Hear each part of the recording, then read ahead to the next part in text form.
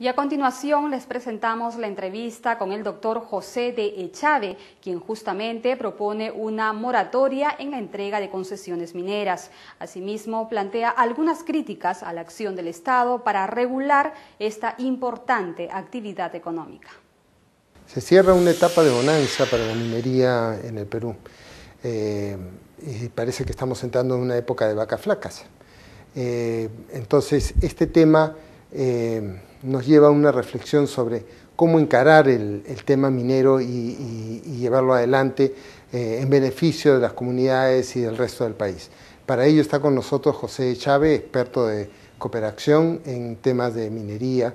Y comenzaríamos, José, preguntándote cómo van este tema de los conflictos que a veces se generan en torno a la minería. Gracias por la invitación. Bueno, en primer lugar, los conflictos han estado creciendo de manera muy, pero muy significativa, no solamente en número, como lo señala la Defensoría, sino también en intensidad, ¿no? Los conflictos en el último año alrededor de temas vinculados a la minería se han vuelto cada vez más intensos. Eso quiere decir que los conflictos están teniendo la capacidad de movilizar a números más importantes de pobladores afectados o en situación de verse afectados por la actividad minera. Los conflictos están durando cada vez más y los conflictos también están planteando agendas bastante complicadas en torno a los casos específicos, pero también en torno a temas más nacionales como el de la participación ciudadana, la gestión ambiental, los mecanismos de regulación, la presencia o no presencia del Estado, son temas de fondo detrás de esto. Y habiendo este escenario un poco complicado, ¿cómo se relaciona con el tema de las concesiones que se están dando para...? Ese es un tema que hemos estado siguiendo con mucho interés porque en los últimos años las concesiones no han cesado de aumentar. Es más, en el último año incluso se especuló que como consecuencia de la crisis internacional las concesiones iban a bajar. Sin embargo, en el último año, entre diciembre del año pasado y diciembre de este año, han aumentado en más de 2.400.000 hectáreas. Hoy en día estamos en el momento de mayor digamos, presencia de la actividad minera a nivel territorial en el país. Estamos hablando de casi 19.500.000 hectáreas en todo el país, ¿no? ¿Y la gente está informada de esto? ¿Las autoridades, los alcaldes, los presidentes regionales? Ese es uno de los problemas de fondo, porque curiosamente los últimos en enterarse que sus territorios son concesionados son las comunidades campesinas, las poblaciones en general, pero incluso también las autoridades locales, las autoridades de los distritos, las autoridades de las provincias. Incluso nos ha ocurrido que gobiernos regionales no están al tanto de hasta qué punto sus territorios están concesionados. Y hay regiones donde las concesiones ocupan casi la mitad de todo el territorio. Es el caso de Apurímac, o el caso de Cajamarca y algunas otras regiones. Nos hemos podido percatar que las concesiones mineras no solamente han crecido en los últimos años en zonas altoandinas, en valles trasandinos y en zonas de costa, sino también en zonas de selva alta. Eso explica también conflictos como el de Bagua, de los Aguajún Guampuis, que han visto que sus territorios han sido concesionados.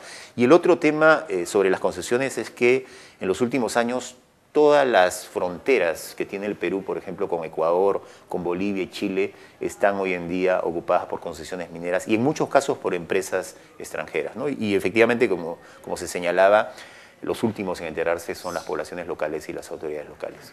Y esto nos lleva al tema de la zonificación, ¿no? Ese es un tema que está en discusión. Nos da la impresión que en un país donde la minería es una actividad importante, que evidentemente es imposible no reconocer, hay que discutir dónde sí minería, pero también dónde no minería, ¿no? Es un tema de fondo y eso obliga a cómo ordenamos el territorio, cómo zonificamos desde un punto de vista económico y ecológico para que finalmente ahí donde hayan actividades de extracción de recursos, estas se lleven de la manera más armoniosa con la población vecina y obviamente con el ecosistema, ¿no? Ahora ahí el tema del canon también, ¿no? Estamos entrando a una época en que están bajando algunos minerales importantes de precio. Eso va a afectar los ingresos del Estado y de los gobiernos locales. Nos da la impresión que ese también va a ser un tema de debate, de discusión y también de posibles conflictos. No nos olvidemos que el año pasado ya han habido algunos conflictos alrededor del canon entre Tacna y Moquegua. El impuesto a la renta que pagan las empresas mineras este año, en el periodo de enero-septiembre de este año, comparado con el del año pasado, se ha reducido casi un 70%, lo que significa que el próximo año van a haber varias regiones, sobre todo las regiones cuya producción está ligada a los minerales de base, cobre, plomo, zinc, que van a ver que sus recursos van a disminuir de manera sustantiva.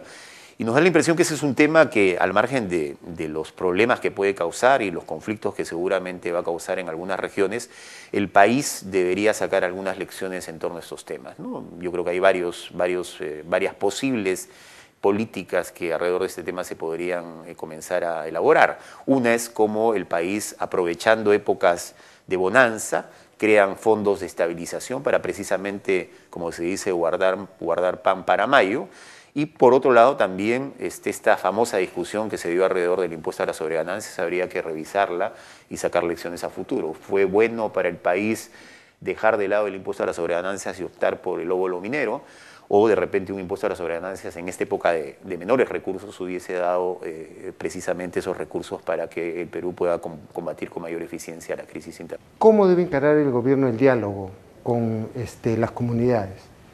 En primer lugar, yo diría con una voluntad política de buscar soluciones. Nos da la impresión que la estrategia del gobierno sigue insistiendo en esta suerte de hipótesis donde todos los conflictos se explican por una suerte de agenda oculta, agenda antiinversión, grupos que están contrarios, y no reconoce que hay bases objetivas que explican los conflictos, ¿no? Y no hay agendas legítimas que deberían ser abordadas.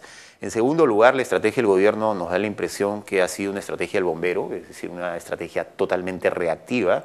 Una vez que el conflicto se produce, se trata de intervenir para apagar los incendios. No creemos que sea la mejor estrategia. La idea es prevenir, la idea es estar siguiendo de manera permanente y tratar de identificar cuáles son los temas que se deberían abordar correctamente. Y en segundo lugar, crear las condiciones, ¿no? Y eso implica que el Estado sea percibido como un actor neutral, un actor facilitador. Hoy en día, si uno revisa los principales conflictos vinculados a la minería y va a las zonas de influencia de estos proyectos, se va a dar cuenta que la percepción hacia el Estado no es que sea precisamente un actor neutral. Entonces yo creo que el Estado debería desarrollar capacidades alrededor de estos temas, institucionalidad adecuada y políticas públicas para enfrentar los conflictos, ¿no? Muchas gracias. No, gracias a ustedes.